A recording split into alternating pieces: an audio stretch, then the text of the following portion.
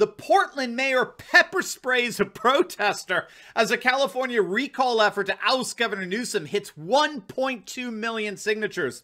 In this video, we're going to take a look at the latest insanity from the Portland and Tacoma riots that continue to plague the cities, how they reveal nothing less than a Democrat civil war, and how a populist revolt in California may indeed unseat their ultra-liberal governor. You are not going to want to miss this. Greetings, everyone. Dr. Steve here with you. Wonderful to be with you. As always, we are here to give you every day conservative hope in the midst of these turbulent times by helping you to think better so we can feel better. So if you haven't already done so, you know what to do. Make sure to smack that bell and subscribe button. Also, check us out on our brand new Rumble channel by clicking on the link below. And for you podcast fans, we are now one of the top 20 podcasts in the nation for political commentary, and with your support, we're fast going to make it to #1. So make sure to click on that link below and sign up for our various podcast platforms. And before we begin, let's give a huge shout out to the sponsor of this video, and that's the makers of the amazing Clean Air device. Did you know that studies show that air quality inside our homes is actually less safe than outdoors? Air pollution could actually be 2 to 5 times higher indoors than outdoors. And that's why I've got the amazing Clean Air device in my home. This device is an air purifier and air ionizer that eliminates up to 99.7% of indoor air pollutants. Now, I partnered with the creators behind Amazing Clean Air to give my audience 50% off your own purifier if you click on that link down below today. It's right, 50% off, but it is a limited time offer, so click on that link below or go to amazingcleanair.com. That's amazingcleanair.com and purify the air quality in your home today. All right, let's dive right in here. The civil war within the political left is heating up in the Pacific Northwest. Protests and riots plagued the cities of Portland and Tacoma over the weekend, where anti-police crowds displaying Antifa messages decried the immigration and customs enforcement and its supposedly unjust practices and procedures in securing the southern border. Ironically, this unrest happened just after Sleepy Joe got up from one of his naps and instituted sweeping reforms of the ICE and ordered the release of tens of thousands of detained illegal immigrants.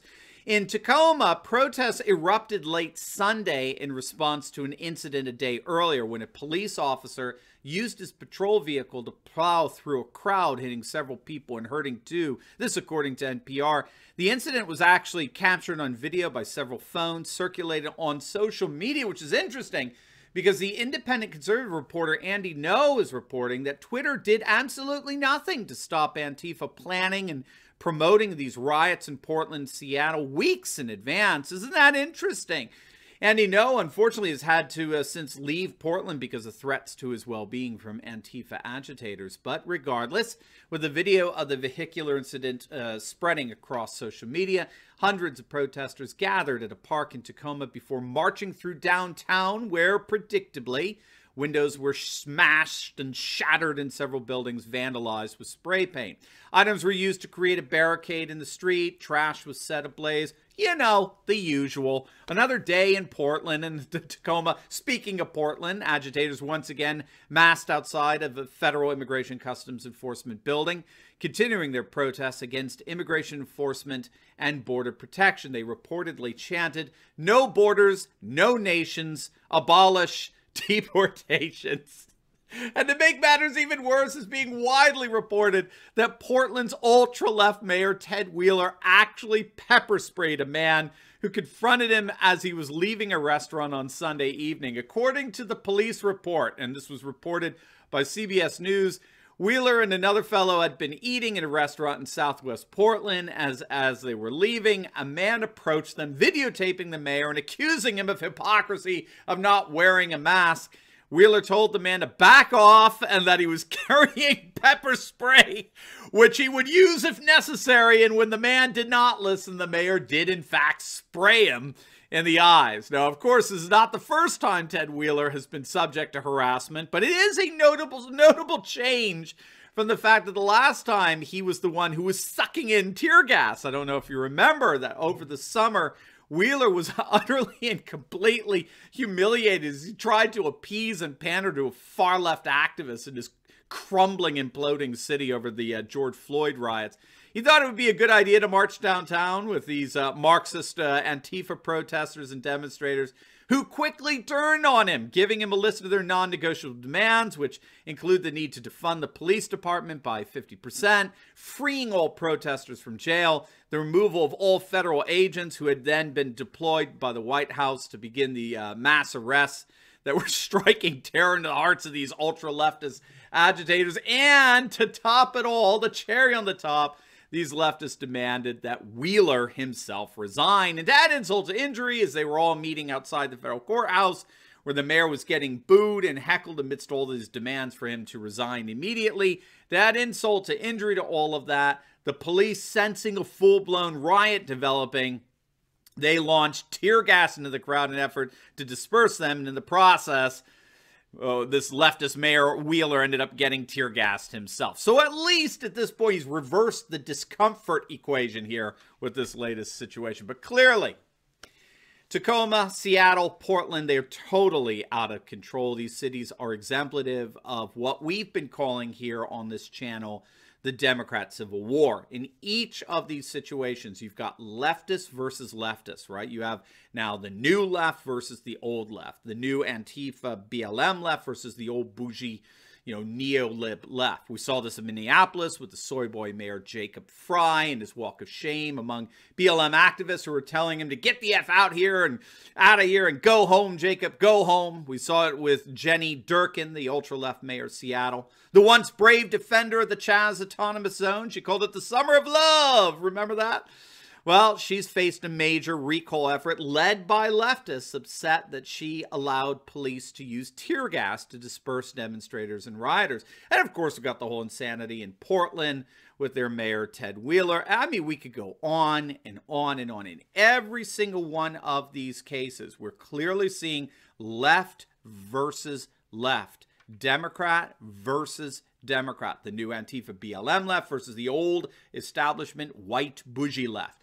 And there's no signs that the Civil War is going to dissipate at any time soon. In fact, it only seems to be escalating out of control. Now, speaking of recall efforts, we've got an update in California and their effort to recall their incompetent governor, Gavin Newsom. But first, I'm so excited to announce that we have a brand new AltTech anti-censorship guide coming out for you.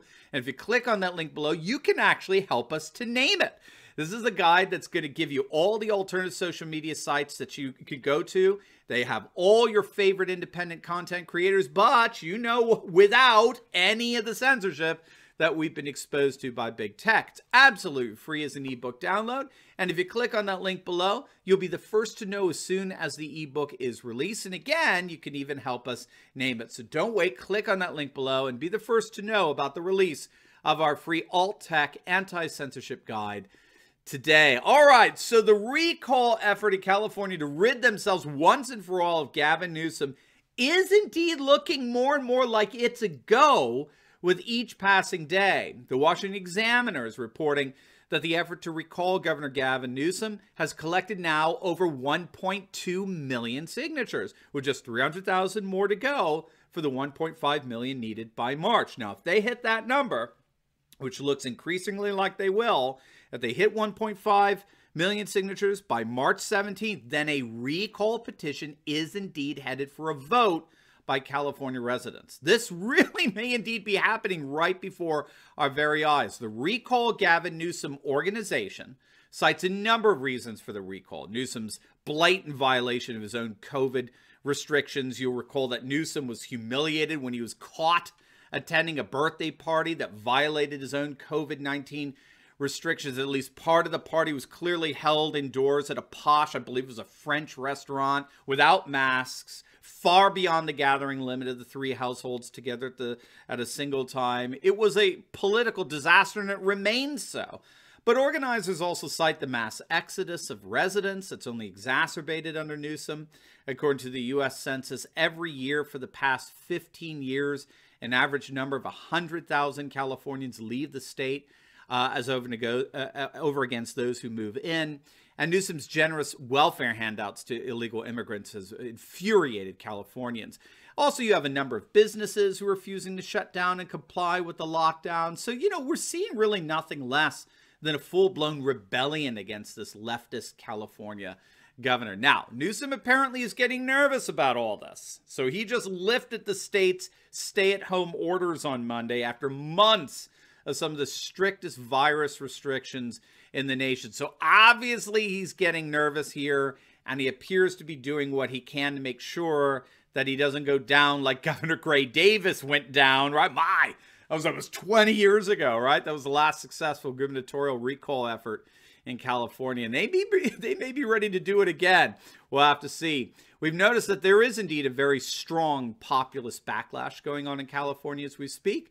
There's been massive rallies throughout the state protesting the extreme COVID lockdown measures. And to that, we can add the enormous success that the GOP has had of late in California. Congressional races. It all started with the Republican Mike Garcia when he flipped a Democrat-held seat in California's 25th district a few months back. It was a district that voted for Hillary by 7 points in 2016. It was the first time since 1998 that the GOP successfully flipped a congressional seat in California. And that was followed up this past November 3rd with the GOP picking up 4 House seats in California. And these really stunning victories have the California GOP leaders talking about a major comeback after years of being in the wilderness, of teetering on the brink of extinction in California. We really may be seeing nothing less than a massive populist revolt going on in one of the bluest states in the nation. Boy, will that not be amazing. So we'll certainly be keeping our eyes on these developments in California and the Pacific Northwest in the days and months ahead. Now, before you go, make sure to like this video, comment down below, and subscribe to my channel. And you definitely want to check out my latest video I just uploaded on how Fox Business host Lou Dobbs is calling for Romney and McConnell to themselves get impeached as support for the upcoming Senate trial absolutely collapses. You're not going to want to miss it. So make sure to click on that link, and I will see you over there. God bless.